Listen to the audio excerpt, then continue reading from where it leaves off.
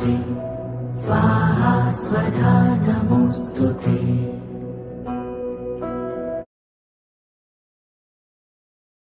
வணக்கம் ஆன்மீக நண்பர்களே, மலையாள மாந்திரீக முறையில் நாம் இன்னைக்கு என்ன பார்க்க போறோம்னா, குலதெய்வ கட்டுடைத்து தீய சக்திகளை விரட்டுறதுக்கான மந்திர முறை தான் நம்ம பார்க்க போறோம்.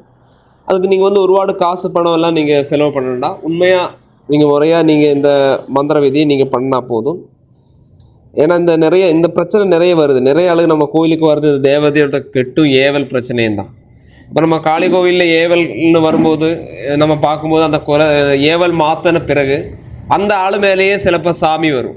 ஆணாக இருந்தாலும் பெண்ணாலும் சிலப்போ சாமி வரும். அந்த தீய சக்தியை விளக்கியாச்சுன்னு அப்போ அந்த தேவதை சொல்லும், இந்த ஆள் இன்ன பாகத்திலிருந்து என்னை கெட்டிட்டு தான் இந்த கர்மம் பண்ணினாங்க, மந்திர கர்மங்களால் அக்னி கெட்டு போட்டாங்க, இல்லைன்னா ரத்த பலி கொடுத்து கெட்டினாங்க இந்த தேவதை வச்சு, அப்படியெல்லாம் சொல்லும். அப்போ அந்த மாதிரி உள்ள தீய சக்திகளை வச்சு கெட்டும்போது நம்ம குலதெய்வத்துக்கு நம்ம வீட்டுக்குள்ளே வர முடியாத ஒரு சூழ்நிலை அங்கே அமையும். அப்போ நம்ம வீட்டில் எல்லாமே தீய சக்திகளோட விளையாட்டாயிரும். அப்போ எப்படின்னா நம்ம வீட்டில் இருக்கக்கூடிய ஆளுகளுக்கு நோய் நொடிகள் வர்றது, தலைவலி வர்றது, இந்த மண்டை குத்தல், ஷோல்டர் நல்ல பெயின் ஆகுறது, அதே மாதிரி படுத்தா எடுக்கவே தோணாது, வீட்டில் எல்லாம் கடன் பிரச்சனை, கஷ்ட நஷ்டங்கள், நம்ம சொல்கிறது இன்னும் நல்லது சொன்னாலும் அது கெட்டதாக வருது, அந்த மாதிரி உள்ள பிரச்சனைகள் எல்லாம் வரும். அதெல்லாம் நம்ம குலதெய்வத்தோடைய சரியான அருள் நமக்கு அங்கே கிடைக்காதனால. அப்போ அதுக்கு நம்ம ஒரு பூஜை முறை போட்டு அந்த தீய சக்திகளை எல்லாம் வீட்டிலிருந்து விலக்கி நம்ம குலதெய்வத்தை வீட்டுக்கு கொண்டு வர்றது எப்படின்னு தான் நம்ம பார்க்க போகிறோம். இதை நான் ஒரு எளிமையான முறையிலேயே நான் சொல்கிறேன். இந்த மந்திரத்தை நீங்கள் 9 நாள் ஜெபம் பண்ணணும். நீங்கள் கண்டிப்பாக 9 நாள் நீங்கள் நல்லபடியாக ஜெபம் பண்ணணும். அப்போ ஏன்னா உங்கள் வீட்டில் எந்த அளவுக்கு தீய சக்தி எந்த ரீதியில் இருக்குதுன்னு தெரியாது. அப்போ நம்ம 9 நாளைக்கு இந்த மந்திரம் நம்ம 1008 முறை நம்ம ஜெபம் பண்ணணும். இந்த மந்திரம் ஜெபம் பண்ணும்போது தேவதையோட ஃபோட்டோஸுகள், அதாவது காளி, துர்கை, அந்த பைரவன், அந்த மாதிரி உள்ள ஃபோட்டோஸ் முன்னால் நீங்கள் பண்ணிக்கலாம். அப்போ நம்ம சிவ மந்திரம் தான் நம்ம செய்ய போகிறோம். ஆனால் இந்த தேவதைகளோட முன்னாடி நம்ம பண்ணிக்கலாம். ஆனால் அந்த தேவதைகள் இருக்கும்போது அந்த தேவதைகளோட ஃபோட்டோஸ் வடக்கு பாகம் முகம் பார மாதிரி இருந்து தான் நீங்கள் ஜெபிக்கணும். அதாவது தேவதையோட முகம் வடக்கு பாகம் இருக்கணும். கொஞ்சம் உக்ரமாக தான் நம்ம ஜெபம் பண்ண போகிறோம். சிவந்த ஆடைகள் உடுத்தி நம்ம இது பண்ணுறது ஒரு நைட் டைமில் தான் பண்ணணும். நைட் டைம்னா ஒரு வாடெல்லாம் வேண்டாம், ஒரு 7 மணிக்கு மேலே நீங்கள் ஜெபம் பண்ணிக்கலாம். 9 நாள். அந்த 9 நாளும் நீங்கள் கறி, மீன், அந்த மாதிரி உள்ள சாப்பாடெல்லாம் இருக்கக்கூடாது. மனசாலையும் உடம்பாலையும் நீங்கள் சுத்தமாக இருக்கணும். நம்ம குலதெய்வத்துக்கு இருக்கக்கூடிய கெட்டு இடத்தில் சம்மந்தமான பிரச்சனையெல்லாம் விளக்கறதுக்கு தான் நம்ம இந்த கர்மம் இல்லைன்னா இந்த பூஜை பண்ணுறோங்கிறத நம்ம கண்டிப்பாக நமக்கு நினைவு வேணும்.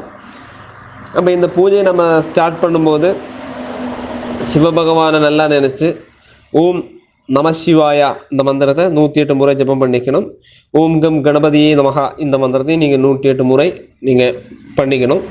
அதுக்கு பிறகு உங்கள் குலதெய்வத்தையும் உங்கள் பிதர்களையும் குருக்கன்மாரும் குருக்கள் ஸ்தானத்தில் உள்ளவங்களையும் நீங்கள் நல்லா நினச்சி நீங்கள் என்ன பண்ணணுன்னா ஒரு குத்து விளக்கு ஏற்றணும். குத்து விளக்கு ஏற்றி நான் இந்த ஸ்க்ரீனில் போடுற மந்திரம் ஓம் ஹரிஹரி சிவசிவா ஐம் க்ளீம் சௌம் சர்வ பிசாசுக்களும் என்னை கண்டால் ஏக்கம் பிடித்தோட சுவாகா, அதான் மந்திரம் அப்படி தான் வருது. ஏக்கம் பிடிச்சு ஓடணுங்கிற எண்ணத்தோடு தான் நம்ம இந்த மந்திரத்தை நம்ம பண்ண போகிறோம். இந்த ஸ்க்ரீனில் நான் எழுதி கொடுக்குறேன், அதை நீங்கள் பார்த்துக்கோங்க. அப்போது இந்த 9ஆவது நாளுக்கு நம்ம பூஜைக்கு நமக்கு என்ன தேவைன்னு பார்த்தா 4 எலுமிச்சம்பழம் வேணும். 4 எலுமிச்சம்பழத்தில் 4 அறுத்து குங்குமத்தை தடவி வச்சுருக்கணும். அது எதுக்குன்னா நமக்கு காவு கொடுக்குறக்கு இந்த 4 எண்ணமும் சரியா, அது ஒன்று. பின்ன உங்களுக்கு 2 தேங்காய் வேணும், ஒரு திரிநூல் வேணும், அவ்வளோதான், வேற ஒன்றும் வேண்டாம் உங்களுக்கு. அப்போது இது என்ன பண்ணணும்னு சொன்னால், இந்த 8 நாள் பூஜையில் நம்ம சாதாரண ஜெபம் பண்ணி வந்தால் போதும். அப்போ இந்த 8 குச்சி நாளும் அந்த பூஜை பண்ணுறதுக்கு பக்கத்தாடியே இது இருக்கணும். அது ஜெபிக்க அந்த 8 குச்சிக்கும் பவர் ஏறும். அதுக்கு தான் 8 குச்சி அங்கே நம்ம வச்சுருக்கோம். ஏன்னா ஸ்தம்பனத்துக்கு வேண்டி தான் அந்த 8 குச்சியை வச்சுருக்கிறோம். அப்புறம் நம்ம என்ன பண்ணோம்னா ஒரு செம்பில் தண்ணி எடுத்துக்கணும். நம்ம ஒரு ராசியும் ஜெபம் பண்ணும்போதும் கொஞ்சம் திருநீர் எடுத்து அந்த தண்ணியில் போட்டுக்கணும். தண்ணியிலையும் போட்டுக்கணும், அந்த 8 குச்சியிலையும் நம்ம அப்படியே போட்டுக்கணும். ஒரு ராசி 8 குச்சியில் போடுறது, தண்ணியில் போடுறது, அப்படி தண்ணியில் கலக்கிறது, அந்த திருநீரை கலக்கிறது தான். அப்போ 8 குச்சியிலையும் நம்ம போட்டுக்கணும்.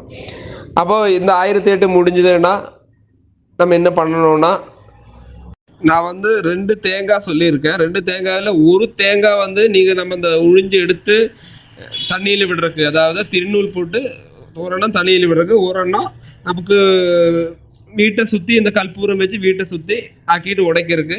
அது வேணும் உங்களுக்கு ஒரு 3 தேங்காய் வரை அப்படி செய்துக்கலாம். 3 தேங்காய் வச்சு கோழி பலி கொடுத்து செய்கிற ஒரு விரதியும் இருக்குது.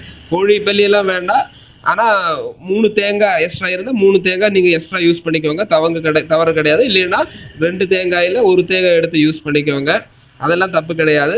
ஆனால் ஒரு தேங்காய் நமக்கு மஸ்ட்டாக அந்த திருநூல் வச்சு தண்ணியில் களையறதுக்கு வேணும். பாய்க்குள்ளது நீங்கள் உளிஞ்சு வீட்டுக்கு வெளியில் உடைச்சிக்கலாம். அது 1 இருந்தாலும் பரவாயில்ல, 3 இருந்தாலும் பிரச்சனை இல்லை. முதல்ல அந்த தேங்காய் இருக்கு இல்லையா, ஒரு தேங்காய், அந்த தேங்காயை நம்ம எடுத்து நம்மளையும் நம்ம வீட்டில் உள்ள எல்லாத்தையும் சுற்றிட்டு அங்கே வைக்கிறது. அதே இடத்துல ஒரு பிளேட்டில் அந்த தேங்காயை வச்சுக்கலாம், தப்பு கிடையாது. அதுக்கு பிறகு ஒரு திருநூல் எடுத்து எண்ணெயில் முக்கி அதையும் நம்ம கையிலேயே கொளுத்தி கையில் பிடிச்சிக்கலாம். கையில் சூடு படாமல் பார்த்துக்கோங்க. அதையே சுற்றுறது. ஒரு ஆளுக்கு ஒரு திருநூல் வேணும், ஒரே திருநூல் எல்லாரும் சுற்றக்கூடாது. ஒரு 3 தடவை நீங்கள் சுற்றிக்கலாம். அதுவும் இதே மந்திரம் சொல்லி சுற்றிக்கலாம். சுற்றி அந்த தேங்காய் நம்ம உளிஞ்சு வச்சோம் இல்லையா, அந்த தேங்காய் மேலே எல்லா திருநூல், இப்போ 5 பேர் இருந்தால் 5 பேருக்கு ஒரு திருநூல் வச்சு சுற்றிட்டு அதை போட்டுக்கலாம். அப்போ ஒரு தேங்காயும் அந்த தேங்காயை எடுத்து தண்ணியில் போடுறது, நம்ம ஓடுற தண்ணியில் போடுறது. அப்போ மீதி ஒரு தேங்காயும் இருக்குது, 4 எலுமிச்சம்பழம் இருக்குது, 4 எட்டி குச்சி இருக்குது. இந்த 4 எட்டி குச்சியை நம்ம என்ன பண்ணோம்னா 4 மூலையில் நம்ம அடிச்சுட்டு இந்த எலுமிச்சம்பழத்தை அங்கே புழிஞ்சு போட்டுறது, அந்த எட்டி குச்சி மேலே புழிஞ்சு போட்டுறது. அது எதுக்கு வைக்குதுன்னா அதுக்கு இந்த தீய சக்திகள் வராமல் இருக்கிறதுக்கு நம்ம காவு கொடுக்கறது. அதாவது இந்த காவு கொடுத்தாச்சுன்னா அந்த ஏதாவது இருந்தாலும் அந்த காவு எடுத்துட்டு அது போயிடணுங்கிறது அதோடைய ஒரு தந்திர விதி. அப்படி பண்ணிக்கணும். அதுக்கு பிறகு நம்ம செம்பில் இந்த திருநீரை போட்டு வச்சோம் இல்லையா, ஜெபிக்கு போட்டு வச்சுட்டு இருந்தோம், அதை எடுத்து அந்த வீட்டில் சுற்றும் தெளிச்சு விட்டுருங்க. அந்த தீய சக்தி வீட்டில் உள்ளதெல்லாம் அந்த தேங்காய் கூடையும் அந்த தெளிச்சு விட்டு அப்படி உச்சாடனமாக அது போயிடும். அதுக்கு பிறகு நீங்கள் அந்த குலதெய்வத்தோட பூஜை நீங்கள் நல்லபடியாக செய்யுங்க. கண்டிப்பாக உங்களுக்கு மாற்றங்கள் கிடைக்கும். இது செய்து பாருங்க, கண்டிப்பாக கிடைக்கும். இதெல்லாம் அனுபவம் உள்ள காரியம்தான் இது.